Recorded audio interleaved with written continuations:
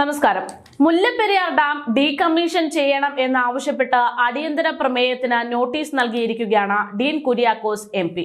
ഡാമിന് സമീപത്തുള്ള ജനങ്ങളുടെ ജീവൻ അപകടത്തിലാണെന്നും വിഷയം സഭ നിർത്തിവെച്ച് അടിയന്തരമായി ചർച്ച ചെയ്യണമെന്നും ഡീൻ കുര്യാക്കോസ് MP ആവശ്യപ്പെട്ടിരിക്കുന്നു.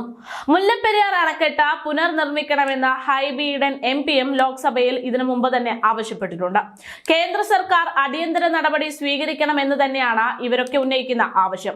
മുല്ലപ്പെരിയാർ അണക്കെട്ട് വിദഗ്ധ പരിശോധനയ്ക്ക് വിധേയമാക്കണമെന്ന് ഹാരിസ് ബീരാൻ MP നേരത്തെ രാജ്യസഭയിൽ ആവശ്യപ്പെട്ടു. വിദഗ്ധ പരിശോധനയ്ക്ക് ശേഷം അണക്കെട്ട് സുരക്ഷിതമാണോ എന്ന് ജനങ്ങളോട് കൃത്യമായി പറഞ്ഞ് അവരെ ബോധവൽക്കരിക്കണം. അതല്ല എങ്കിൽ പുതിയ അണക്കെട്ട് നിർമ്മാണമെന്ന കേരളത്തിന്റെ നിർദ്ദേശം അംഗീകരിക്കാൻ തമിഴ്നാടിനോട് ആവശ്യപ്പെടണമെന്നാണ് ഇപ്പോൾ ഉയരുന്ന പ്രധാനപ്പെട്ട ആവശ്യം.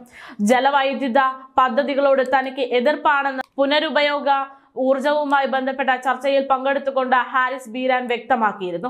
കേരളത്തിൽ 54 ജലവൈദ്യുത പദ്ധതികളാണ് ഉള്ളതെന്നും അദ്ദേഹം അന്ന് ചൂണ്ടിക്കാട്ടി. എന്തായാലും വീണ്ടും മുല്ലപ്പെരിയാർ വിഷയം ആളിക്കത്തുകയാണ്. പലരുടെയും ഉള്ളിൽ തീയാണ്. ഡാം പൊട്ടുമോ ഇല്ലയോ എന്നത് തന്നെയാണ് മലയാളികളുടെ എല്ലാവരുടെയും പ്രധാനപ്പെട്ട സംശയം. പൊട്ടില്ല എന്ന് സർക്കാർ വിശദീകരണം നൽകുന്നു, പൊട്ടുമെന്ന് മറ്റു ചിലർ വിശദീകരണം നൽകുന്നു. എന്തായാലും ഒന്നിനും ഒരു ഉറപ്പില്ലാത്ത അവസ്ഥ. മുല്ലപ്പെരിയാർ പൊട്ടുമോ ഇല്ലയോ എന്ന സംശയം ഞാൻ ഉൾപ്പെടെയുള്ള നിരവധി ആളുകൾക്ക്, നിങ്ങൾ ഉൾപ്പെടെയുള്ള പലർക്കുമുണ്ട് എന്നത് യാഥാർത്ഥ്യം.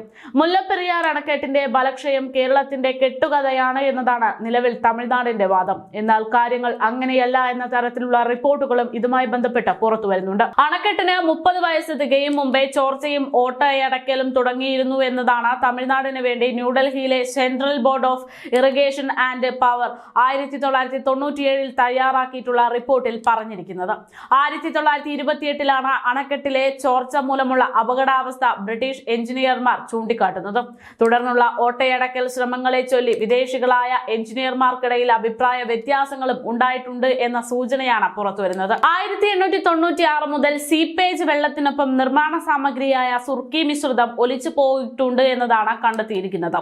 1928 ഒക്ടോബർ 17 മുതൽ 26 വരെ മുല്ലപ്പെരിയാർ അണക്കെട്ട് വിശദമായി പരിശോധിച്ച ഇറിഗേഷൻ ചീഫ് എഞ്ചിനീയർ ബ്രിട്ടീഷുകാരനായ LH ഗ്രാഗ് റിപ്പോർട്ട് തയ്യാറാക്കുകയും ചെയ്തു. സുർക്കി നഷ്ടപ്പെട്ടതിനാൽ അണക്കെട്ടിന്റെ ജലമുഖത്തെ പ്ലാന്റിംഗിൽ നിരവധി വിടവുണ്ടായിട്ടുണ്ട് എന്നതാണ് റിപ്പോർട്ട്.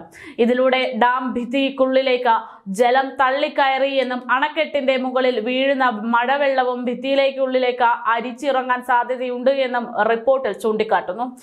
ഇത് പരിഹരിക്കുന്നതിന് വേണ്ടി ജലമുഖത്ത് 3/4 ഇഞ്ച് ഘനത്തിൽ സിമന്റ് പ്ലാന്റിങ്ങും പുറംതോട് തുറന്ന ഭിത്തിക്കുള്ളിൽ ഉയർന്ന സമ്മർദ്ദത്തിൽ സിമന്റ് ഗ്രൗട്ടിങ്ങും നടത്തണമെന്നും ശുപാർശ ചെയ്തു. എന്നാൽ അണക്കെട്ട് തുറന്ന് ഗ്രൗണ്ടിംഗ് നടത്തുന്നത് വിഡ്ഢിത്തമാണെന്നും അണക്കെട്ടിനെ കൂടുതൽ ദുർബലപ്പെടുത്തുമെന്നും ചൂണ്ടിക്കാട്ടി ചീഫ് എഞ്ചിനീയർ ഡോവ്ലെ രംഗത്ത് വന്നു. ഇത് അവഗണിച്ച് അണക്കെട്ടിന്റെ അടിത്തട്ടിൽ നിന്ന് 136 അടിക്ക് മുകളിൽ പാരപ്പറ്റിൽ നിന്ന് 20 അടി താഴ്ചയിൽ തുറന്ന് സിമന്റ് ഗ്രൗട്ടിംഗ് നടത്തി.